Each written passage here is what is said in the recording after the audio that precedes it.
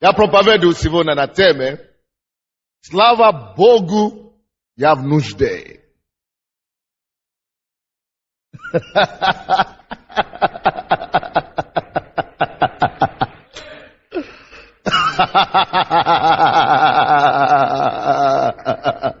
Напиши, конспектируйте эту проповедь. Да поможет вам. Слава Богу, я в нужде. Кто-то смотрит такими глазами.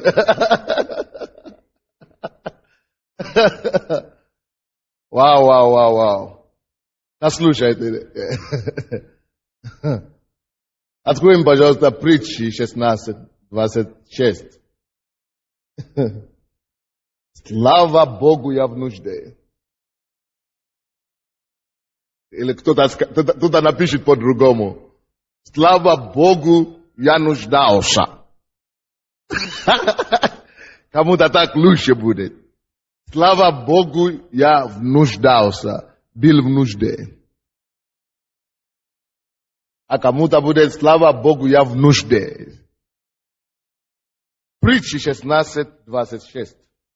Наташа. Вот сегодня, когда у нас был духовный совет, я сказал, Наташе понравится эта проповедь. Притчи 16:26. Она не в нужде, но понравится. Нуждалась. Трудящийся трудится для себя, потому что понуждает его тому род его. Кто-нибудь понял ничего?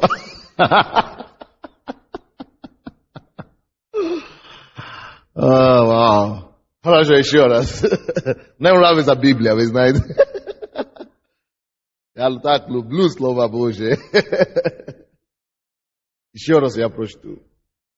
Бог исцеляет ногу, правую ногу кого-то, голеностоп ноги.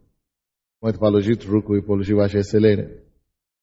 Трудящийся трудится для себя, потому что понуждает его к тому род его. В этом местописании, если популярно переводить, это чисто просто обозначает. Голод хорошо, хорошая вещь. Голод хорошо. Или голодаться хорошо. Как это понять? Как мы можем сказать? Это не очень логично. Поэтому некоторые смотрели на меня такими глазами. Как мы можем сказать, нуждаться это хорошо? Как это мы можем сказать, голодаться это хорошо? Кто-то скажет, некоторые гуманисты сразу же мне скажут, почему люди умирают, дети умирают, войны, неужели это хорошо где-то? Не знаю. Но если мы поймем Божье мышление, и если мы увидим мир, так как Бог видит, нам станет легче жить. Некоторые случаях, и большинство, действительно, голод хорошо. Нужда, потребность полезна. Даже болезнь выгодная штука. Здесь написано, голод хорошо, потому что если бы не голод, многие люди бы не работали. В этом случае голод хорошо, потому что он составляет хотя бы некоторых людей идти на работу. Кто не желает умереть от голода тут? Никто, по-моему. Устроитесь на работу. Поэтому здесь пишется этот стих, что трудящийся трудится для себя, потому что понуждает его тому голод. Или необходимость кушать.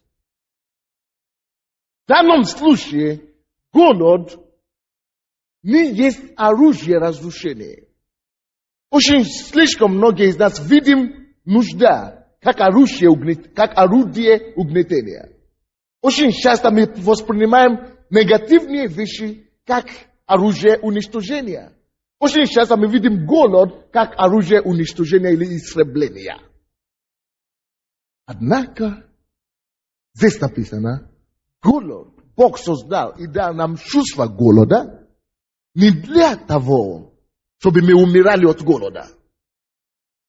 Бог создал чувство и позволяет человеку пройти чувство голода, чтобы он мог идти работать. Поэтому и говорится здесь, трудящийся трудится для себя, чтобы не умереть от голода.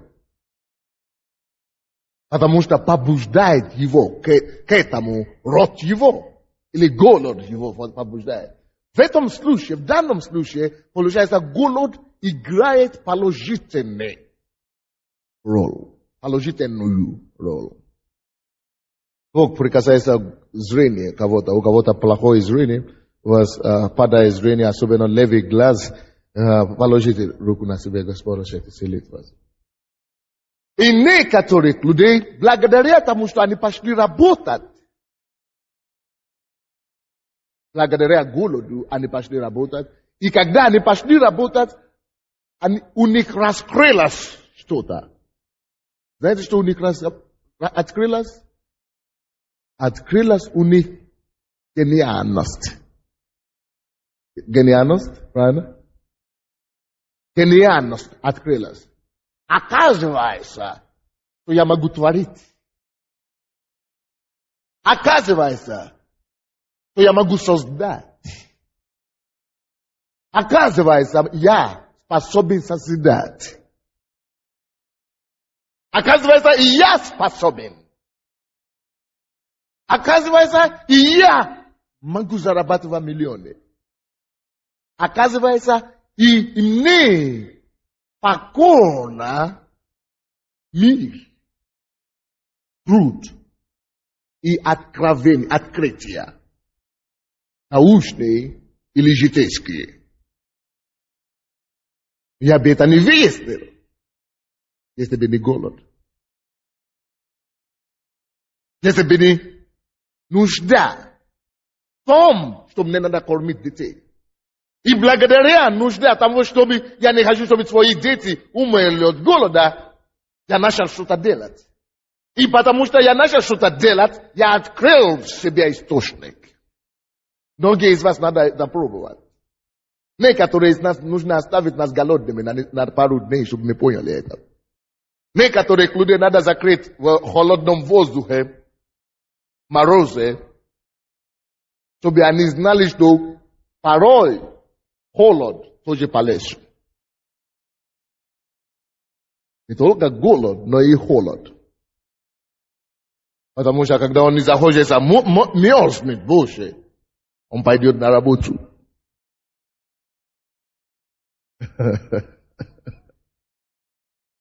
Слава Богу, я нуждался. Многие из нас мы бы не стали там, где мы находимся сейчас, если бы не нужда, которая принудила нас. Многие из нас мы бы вообще не пришли к Богу, если бы не та проблема насущная, которая загонила нас к Богу. В этом случае, слава Богу, я нуждался. Кто-нибудь здесь?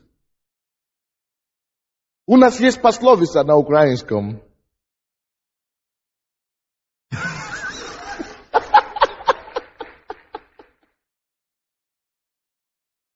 Когда тревога, или как коли тревога, тоді до Бога. Коли тревога, тоді до Бога. Пока гром не гранит, мужик не перекрестится. Знакомое? В данном случае тревога полезна. Потому что если бы не была эта нужда, мы бы не сделали самое большое откровение в нашей с вами жизни. Слава Богу, я нуждался. Hello. Смотрите на меня на минутку. Некоторые из вас все еще в нужде сейчас. Ты еще не видишь конечный результат или конечный итог. Мы с вами еще не видим, пока мы в этой нужде, что Бог хочет произвести из того, что Бог хочет делать с этой проблемой. Вы знаете, что мы говорим с вами? Мы не говорим, слава Богу, мы в нужде. Чаще всего, когда человек проходит только через неприятности, он не говорит, слава Богу, он в нужде. Он жалуется.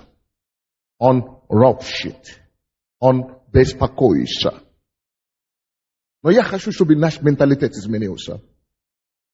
Мы, как народ Божий, как семья, под именем слова веры, начали понять, что всякая ситуация, проблема или беда, которую Бог позволяет происходить или случиться в нашей жизни, то мы сможем иметь достаточную веру сказать, несмотря на то, как мне тяжело сейчас, слава Богу, я в нужде. Если нам удастся изменить наш менталитет, мы увидим Божье чудес, чем мы сейчас видим. Если нам удастся пересмотреть с другой стороны на наши обстоятельства, мы бы сказали вместо того, чтобы жаловаться, что, о, Господи, слушай, это проблема. Чему ты допустил ее? Это проблема. Чему ты хочешь мне научить через нее? Открой мне, Господи, твою волю в данной ситуации. Открой мне глаза, чтобы я видел то, что ты видишь. Открой мне уши, чтобы я услышал твои мысли, твою волю в данной ситуации.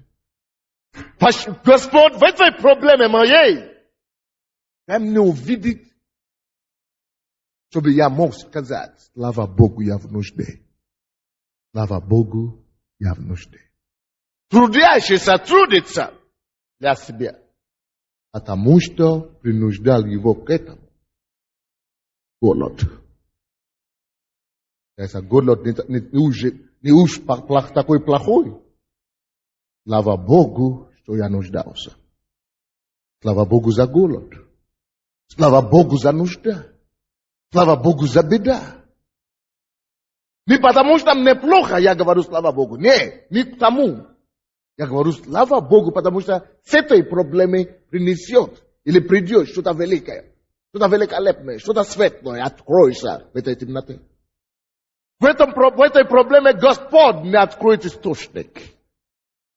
В этой ситуации Бог мне даст простор. В этой долине я найду свою воду. Слава Богу, я в нужде. Слава Богу, даже когда ты чувствуешь боль. Очень часто мы думаем, о, боль в груди. О, Боже, значит рак в груди, не дай Бог. Моя мама умерла от рака, я сама умерла от бабушка, дедушка. Не надо. Я другой. Я дитё Божье. Бог пошел в мою жизнь. Он призвал меня. Он нашел меня. Моя судьба отличается теперь от судьбы моей дедушки или бабушки. Я не закончу жизнь самоубийства. Я не умру от рака. Бог мой спасет меня. А почему меня боли? Даже порой боль тоже пользы. Почему? Потому что это то же самое, что у вас автомобиль. У кого есть машина.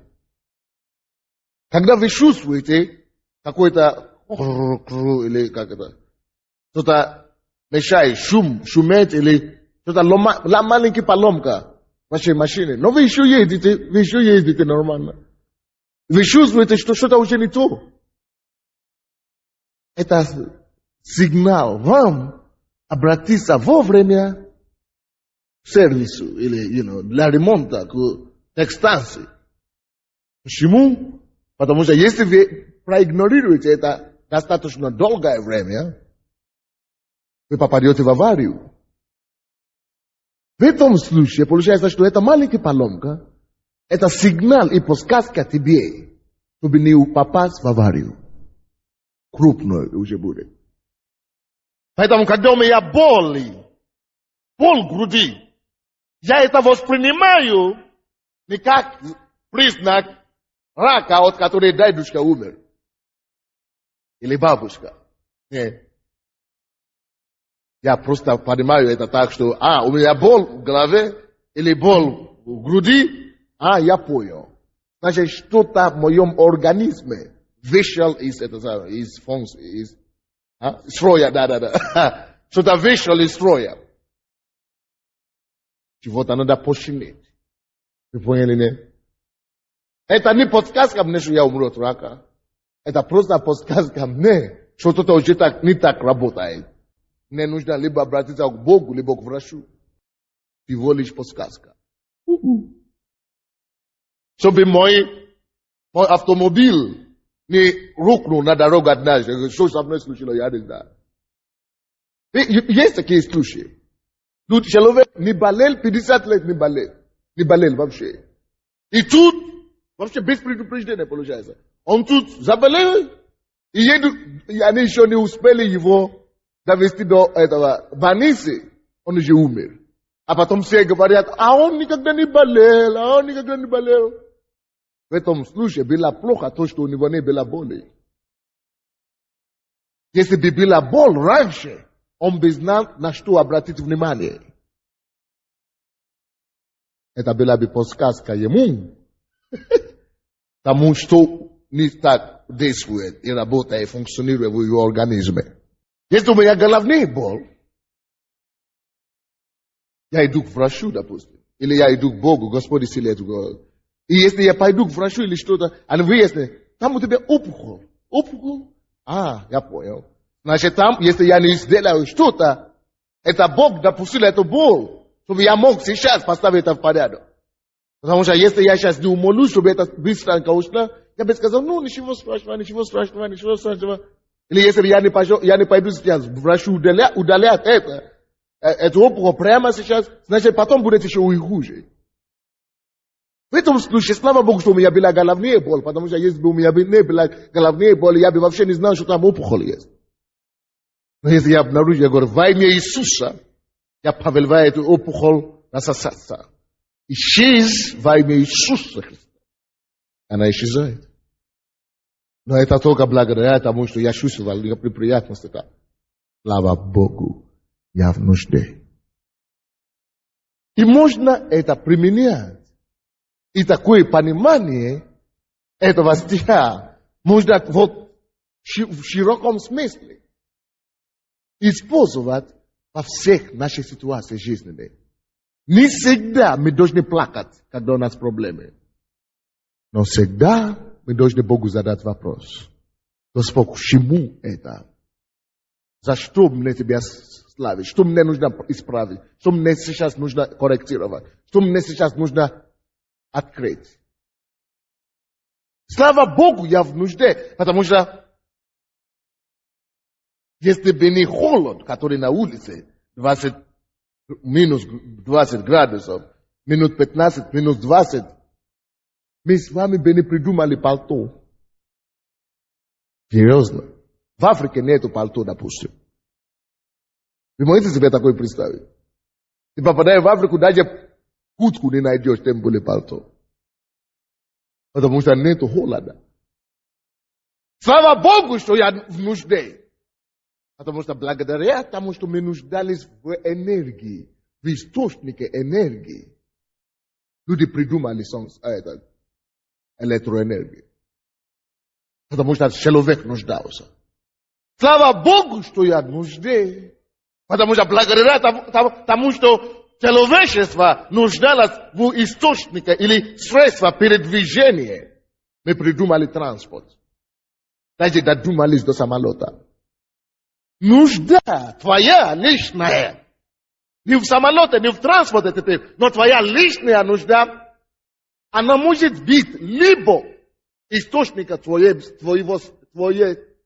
слезы, Либо оно будет источником по его открытию. Я советовал нам, чтобы мы превратили нашу нужду в источник нашего открытия, не в источник нашей слезы. Если я нуждался в передвижении, я лучше открою придумал какой-то источник передвижения транспортного, чем плакать, сидеть на месте и плакать. Если я в какой-то проблеме, допустим, люди говорят, зачем вы себе устраиваете неприятности и так далее, вы говорите людям, вы евангелизируете высокопоставленных людей, это только неприятности вам. Знаете, откуда это мне пришло? Как только что власть начала нападать на нас, я говорю, Боже мой, я не буду плакать или жаловаться, я буду искать источник, чтобы это превратилось в что-то благо. Значит, я начну спасать их. Я не буду плакать, стоять на месте, как неплохо, вот как они. Нет, я начну благовествовать их. Рассказать им, как Бог благ. Вместо, чтобы ссориться и воевать. Нет, я говорю, что мы любим вас, Иисус любит вас еще больше. Твоя нужда, твоя проблема, либо будет тебя источником слезу, который тебе будет угнетать и угнетать и угнетать, либо она ты сам, твоей решимостью, скажешь нет, она превратится в источник великого дела, откровения, благословения для себя, для других, в источник созидания. Только такие люди смогут говорить со временем. Слава Богу, я нуждался.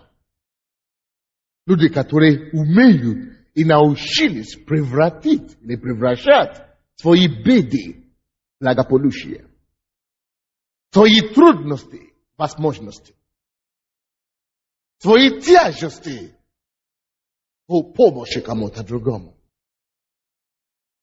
Люди, которые научились использовать свои минусы и превратить их в плюсы. Бог хочет, чтобы мы были такими людьми. Слава Богу, я нуждался. Давайте откроем еще другое место Писания. Исайя 44. Исайя 44, 12 стиха по 16. Исайя 44, 12 по 16 стихи. 12 по 16 стихи. Кузнец делает из железа топор, из железа делает чего? Топор. Откуда он нашел железо? На земле. Металл он нашел на земле.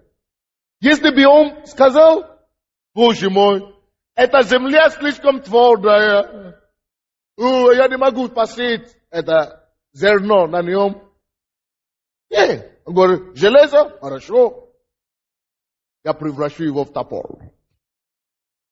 Вместо чтобы плакать, что я не могу сеять пшеницу. Кузнец делает из железа топор и работает на углях, на уголях. Молотами обделивает его и трудится над ним сильною рукой своей до того, что становится голоден. Так? И бессилен. Не пьет воды и изнемогает. Это плохая сторона. Но первая сторона это тоже хорошо.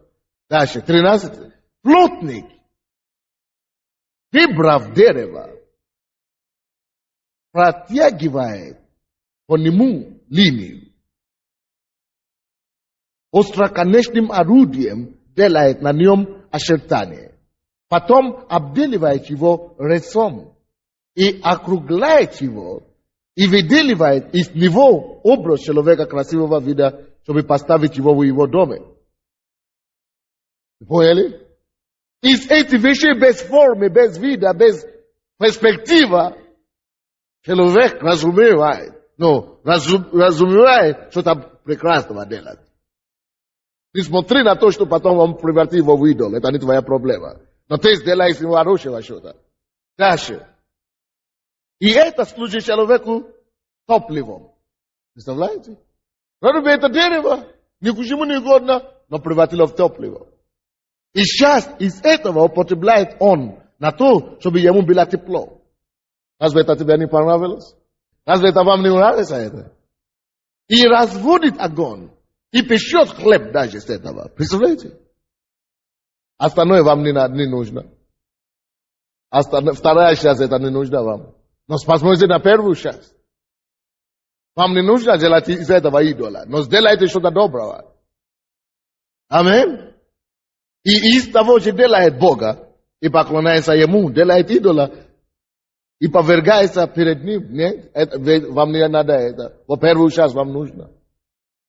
Часть дерева сожигает в огонь даже. Еще часть дерева, как кусочки, которые осталось, он в это зажигает в огонь. Другую часть варит мясо. Слушай. Даже мясо в пищу варит. С дерева.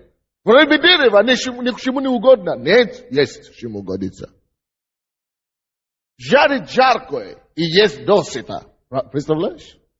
А также греется и говорит, хорошо, я согрелся.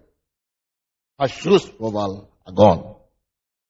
Когда ты чувствуешь огонь, надо это превратить, чтобы сгреться, не чтобы плакать и говорить, мой дом горит.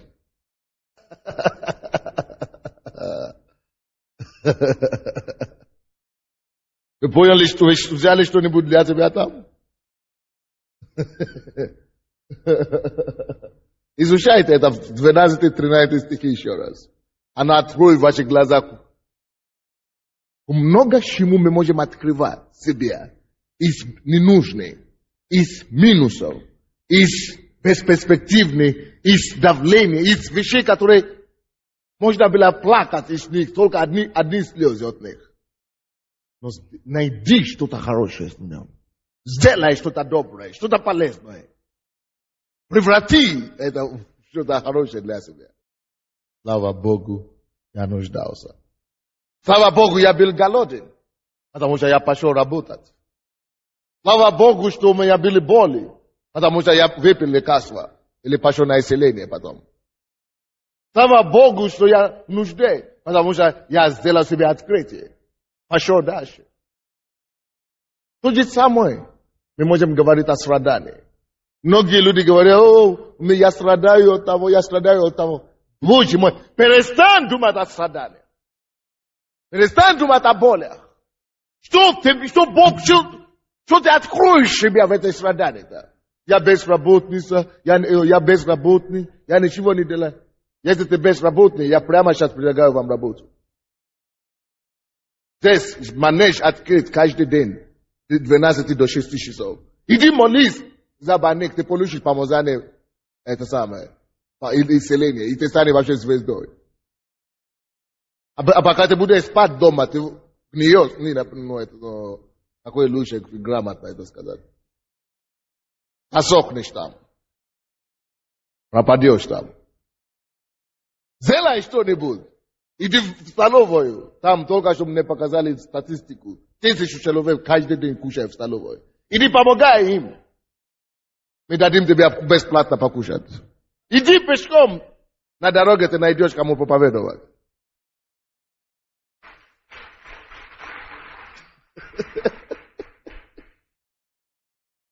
Вот о чем говорится в Исаия 44 глава. Класс, да? Я думаю, это здорово. Так что перестань мучиться о своих страданиях. Слава Богу, я в нужде, а то этот человек бы не спасся. Слава Богу, что я в нужде, а то я бы не получил помазание на исцеление. Слава Богу, я в нужде, а то я бы не знал, что существует такой Бог. И такое откровение о нем. 1 Петра, 1 глава. 1 Петра, 1 глава. 6 и 7 стихи. Скажи соседу, слава Богу, ты в нужде. Слава Богу, ты в нужде, дорогая.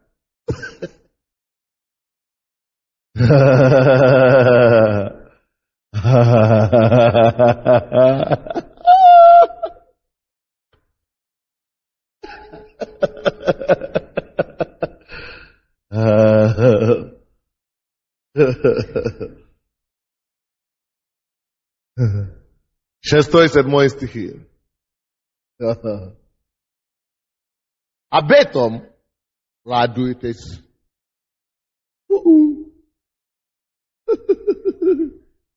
О чем радоваться-то? О нужде твоей. О страданиях твоих. Кто-нибудь думает, что у него проблема? У меня больше проблема, наверное, чем у всех. И я проповедую эту тему. Слава Богу, я в нужде. Я вам расскажу. За последние 2 года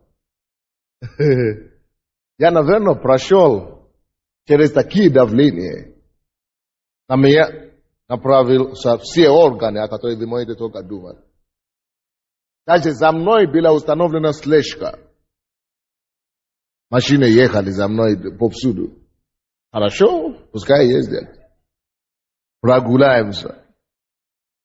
Но что дьявол планировал? Напугать, разрушить. Но когда мы знаем Библию и Бога, мы укоренены. Какая бы ни была нужда, какая бы ни была обстоятельства, знай Бога и живи по принципу Библии. Мы судимся, это уже 4-й или 5-й по счету судебное дело, которое мы делаем. Вы, наверное, считали некоторые из вас какие-то кошмары, ерунда, которые писали в газетах. Это же все не просто так, она направлена, чтобы психологически и морально подавить. И не только это, и милиции, везде, вызов и так далее. Но мы побеждаем во Христе Иисусе. И я вам еще все не решено до конца. Мы еще в этом всем варимся. Но я вам уже скажу сейчас, что я не поменяю за любые миллионы долларов на свете все эти проблемы. Вот, все эти проблемы, которые были. Если бы кто-то мне сказал, на тебе деньги, чтобы тебе не пройти эти проблемы, чтобы тебе не пройти эти неприятности, я бы не поменял ничего за эти неприятности. Я бы все равно выбрал не миллионы, а эти неприятности. Я не поменяю за что-нибудь на свете эти проблемы. Даже за деньги не поменяю их. Потому что есть что-то, какие-то источники, которые открываются в твоих нуждах. Есть способ, который Бог работает над тобой, который иначе путем просто не сможет работать над тобой, как только через эти проблемы. Есть какие-то особые благодати, которые открываются над твоей головой, над твоей жизнью, которые иначе не откроются и не открываются, как только через подобные проблемы. Есть изливание благодати и помазания, которые приходят, которые иначе не приходят, как только подобные через подобные проблемы. Так что дай славу Богу. Слава Богу, я в нужде. Поэтому 1 Петра 1:6-7. Об этом радуйтесь. Поскорбивший теперь немного, если нужно, от различных искушений. Даже когда вы скорбитесь, от различных искушений, скорбь, испытания, все, скорбь, слезы. Можно даже в этом найти источник для радости. Об этом даже радуйтесь написано. Поскорбивший, еще и радоваться. Куда еще, ну? Радуйтесь написано. Радуйтесь написано. Радуйтесь написано. Об этом радуйтесь. Об этом, о чем поскорбевший. Почему? Потому что если ты взрослый в духовном мире, взрослый чуть-чуть, ты поймешь, что эта скорбь предоставит тебе возможность какую-то в жизни. Откроет тебе какой-то источник. Даст тебе какое-то благословение. Излиют на тебе какую-то благодать. И это будет подобно на то золото, которое проходит через огонь. Потому что она станет сиять, она начнет сиять и блестеть, намного больше, чем оно было раньше. И нужно, чтобы твоя жизнь тоже начала очиститься, блестеть и прославиться. А это не произойдет, как только через эти испытания его или скорби. Так что слава Богу, я нуждался. Правильно, дорогая. Дабы испытанная вера ваша оказалась драгоценнее гибнущего, хотя и огнем испытываемого золота. Похвале и чести и славе явления Иисуса Христа. Бог делает чудо, делает. Бог помогает, помогает. Бог исцеляет, конечно. Почему мне не помогает? Если Бог содерживается в том, чтобы сделать тебе твое чудо, значит, Он решил дать тебе лучшее благословение. Так что не плакай из-за этого. Не плачь. Скажи Богу, слава тебе, Господь, за твой выбор. Ты имеешь лучший выбор для меня. Ты имеешь лучший выбор для меня. Некоторые из вас плачете, потому что муж ушел от вас. Когда вам нужно было пир устроить. Кто-то переживает, что никто его не берет. Когда танцевать надо. Слава Богу, я нуждался. Потому что то, что ты имеешь на сегодняшний день, если бы такой муж, как у тебя был, не ушел, из тебя ничего бы не осталось. Или жена ушла от тебя, я не знаю. Кто ушел от кого? Я думал, кто там сейчас говорит, а я хочу, чтобы мой убежал живот, а он не уходит.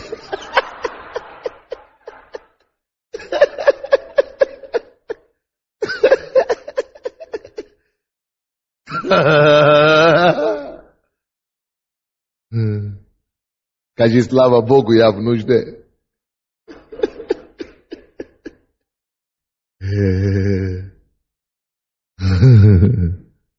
Хорошо. Евангелие от Луки 1 глава, 4 глава. Я думал, что это проповедь тяжелее, чем на то, где люди будут говорить аллилуйя и улыбаться. Оказывается, вы уже готовы для таких материалов. Больше смеха, чем обычно. Это хорошо. Евангелие от Луки 4 глава. 1-2 стихи. Иисус, исполненный Духа Святого, возвратился от Иордана и поведен был Духом в пустыню. Там 40 дней он был искушаем от дьявола. От дьявола. Искушаем от дьявола. Искушаем от дьявола. 40 дней. Каждый день он был искушаем от дьявола. И ничего не ел в эти дни.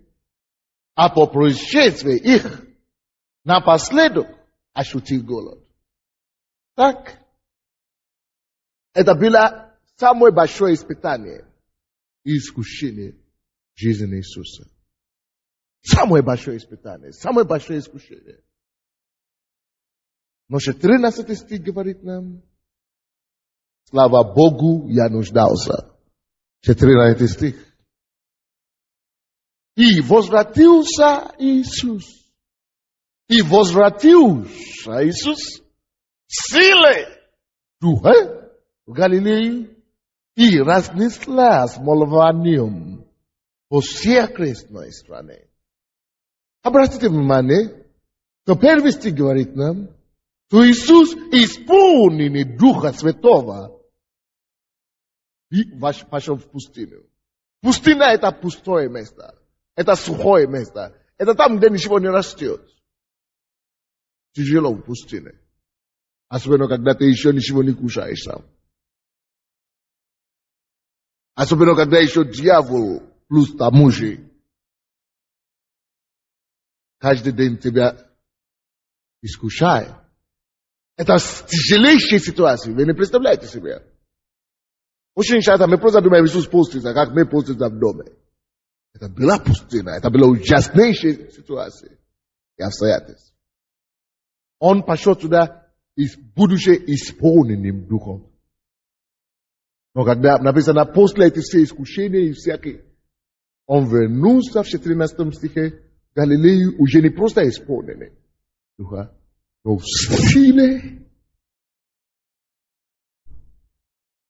Не была сила, только было исполнение. Но он пошел. Когда он вернулся после этих все искушения и испытания, и пустыни, чего-то добавилось, чего не было раньше. Появилась сила духа. И мы уверены, что Иисус в это время говорит, слава Богу, я испытан. И слава Богу, я в нужде. Прошел ли ты искушения и испытания, которые высвобождают силу духа? Или, может быть, как раз ты проходишь через такие стадии? И тогда и скажи, слава тебе, Господи. Я в нужде. Потому что из того пустыня и безводные места придет, выйдет сила Духа Святого. И лишь после этого, и только после, Иисус мог войти в десновение в синагогу. И открыть, книгу, провозглашая его миссию на эту планету. Но если бы не была пустыня, не была бы силы. Если не была бы искушения, не была бы славы. Если не была бы дьявола, не была бы славы. Слава Богу, я в нужде. Римлянам 5 глава, я заканчиваю. Римлянам 5, 3 и 5 стихи. Римлянам 5, 3 и 5 стихи. И не этим только, но хвалимся и скорбями. Скажите, и скорбями. Хвалимся. И скорбями. Хвалимся. И не только этим, но и скорбями хвалимся, зная, что от скорби происходит терпение. У некоторых из нас не хватает терпения. И если Бог тебя любит, ты слышишь меня? Если Господь Бог тебя любит и помиловал тебя и решил подарить тебе дар терпения, Он проведет тебя через пару скорбей.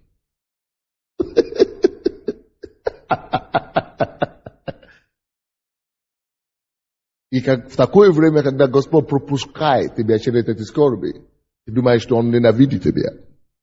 Оказывается, это все наоборот. Потому что до ныне у тебя не хватало терпения. И нужно было, чтобы оно испроизводилось или выработалось. И Он мог бы тебя оставить без него. Без нужного терпения для жизни. Но если ты ходишь по свету без терпения, ты скоро закончишь жизнь самоубийством.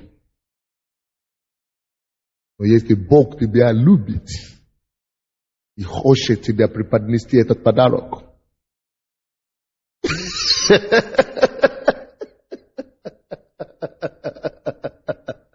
смейся, дорогая. Это не запрещено. Пускай Дух Святой не сходит. И когда Он решил просто тебя избавить от самоуничтожения и принести тебе этот подарок, который называется терпение, Он засунул тебе пару скорби.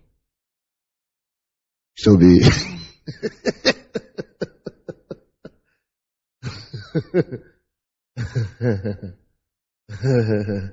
необходимые Характер формировался.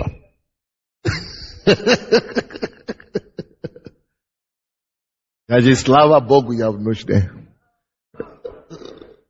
А?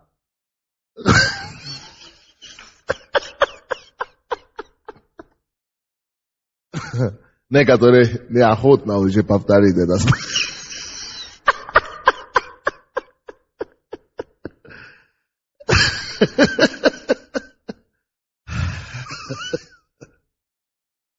Некоторые уже поняли это дело. И Бог будет вас сейчас начинать выпускать его благословение на вашу жизнь. Конкретно Бог мне сказал об этой женщине, у кого женская операция предстоит, и Бог будет миловать вас. Потому что вы получили откровение. Вы поняли что-то. Когда человек понимает, Бог прекращает такие действия, и все, благодать приходит. Почему мы учим это все? Когда доходит до человека все, это новая фаза приходит. Новый уровень благодати, новый уровень откровения, новый уровень прорыва. И не этим только и хвалимся. Но и хвалимся и скорбями, зная, что от скорби происходит терпение, от терпения опытность, от опытности надежда. А надежда не постижает. Потому что любовь Божья излилась в сердца наши Духом Святым. Аминь. Разве это не прекрасно? Преклони свою голову перед Творцом сегодня и скажи ему пару слов. Слава Богу, я нуждался. Скажи ему, слава тебе, Господь, хотя я не понимаю твои пути, хотя я не понимаю почему, хотя я не понимаю все обстоятельства, но я осмеливаюсь дать тебе славу. Я осмеливаюсь благодарить тебе за то, что ты все понимаешь. Ты все видящий Бог. Ты славный Отец. Ты Бог, который знает завтра. Ты Бог, который знает сегодня. Ты Бог, который знает все мои внутренности. Ты Бог, который знает мое настоящее прошлое. Ты Бог, который держит меня за руки. Поговори с Ним и поручи Ему твою судьбу, твою жизнь.